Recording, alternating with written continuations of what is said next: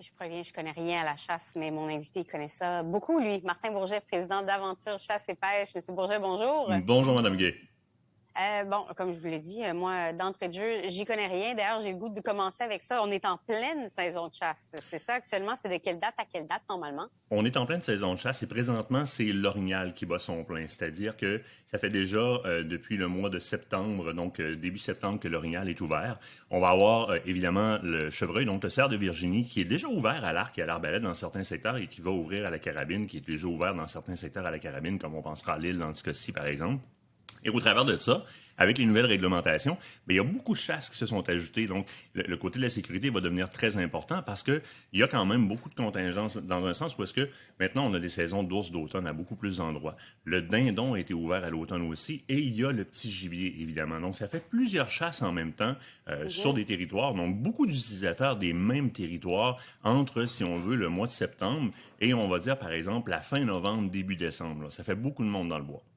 Juste avant de parler de sécurité, j'imagine qu'avec ces nouvelles règles et aussi peut-être un engouement en général, il y a davantage de chasseurs que par le passé ou non? Oui, il y a une recrudescence. À la sortie de la COVID, on a connu une recrudescence au niveau le retour des gens dans le bois, que ce soit la chasse, la pêche, la trappe ou encore la villégiature. Il y a des adeptes qui, depuis longtemps, ne chassaient plus ou n'avaient jamais chassé, qui ont commencé à s'adonner à cette activité-là, question d'aller collecter eux-mêmes là, leur viande sauvage et bio, on va le dire comme ça. Donc oui, il y a une recrudescence dans la chasse.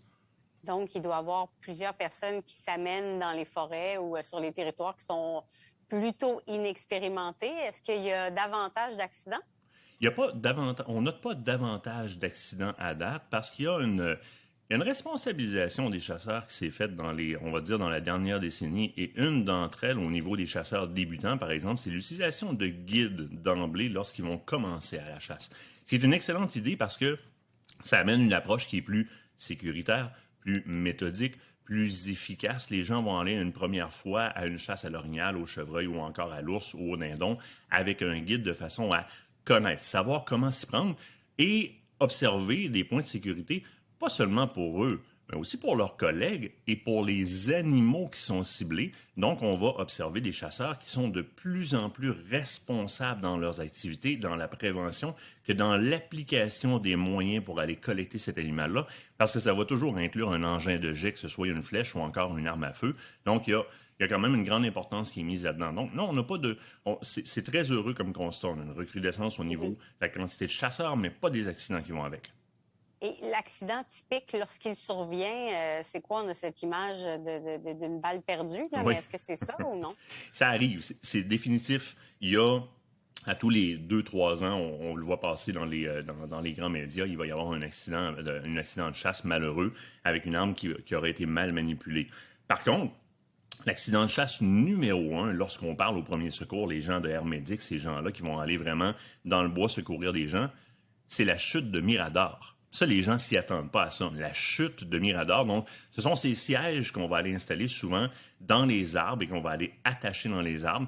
Là, la saison du chevreuil bat son plein. À l'arc s'en vient à la carabine, déjà ouverte dans certains secteurs. Donc, le Mirador va être très, très, très utilisé à la chasse aux cerfs de Virginie. Alors, les gens qui vont tomber de leur Mirador. Et là, on ne parle pas de blessures simples. Hein? Quand on parle de blessures par balle, souvent, on va parler de chair ou encore d'une fracture ou quelque chose comme ça. Une chute de Mirador, là, ça peut impliquer une invalidité partielle ou totale ou encore la mort chez l'individu qui va tomber. Puisque au sol, il va y avoir des branches à découvert. Il y a évidemment une arme de jet avec une flèche ou encore une arme à feu. Et si la personne se retrouve immobilisée, vous prenez par exemple dans le temps du cerf de Virginie, surtout tard en saison, eh bien, il y a toujours les risques d'hypothermie qui guettent la personne lorsqu'elle est rendue au sol et qu'elle a évidemment moins de moyens pour se mouvoir puisqu'elle vient de faire une chute de Mirador.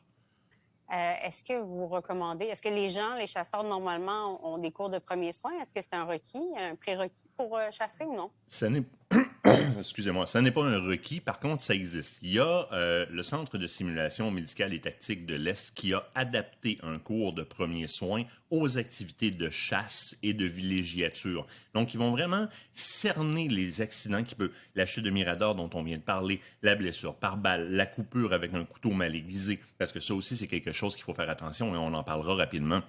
Donc, ces gens-là, Centre de simulation médicale et tactique de l'Est, ont vraiment créé un cours qui concerne les chasseurs, dans lequel à peu près n'importe quel groupe de chasse devrait adhérer, parce que pour soi ou encore pour ses collègues, s'il arrive quelque chose, eh bien, de savoir comment appliquer ces méthodes de premiers soins-là, c'est primordial. Mais dans le Mirador, la principale préoccupation que devrait avoir le chasseur, il y a des harnais qui sont livrés avec ces miradors-là, et le chasseur devrait installer sur lui ce harnais-là pour pouvoir s'attacher une fois dans les airs, dans le mirador. Et c'est malheureusement ce qu'oublient beaucoup de chasseurs. Ce harnais-là, au moment où est-ce que le chasseur tomberait, par exemple, endormi ou risquerait une chute de mirador, va retenir le chasseur dans le mirador et éviter la chute, littéralement. C'est le principal moyen de prévention pour les chutes de mirador.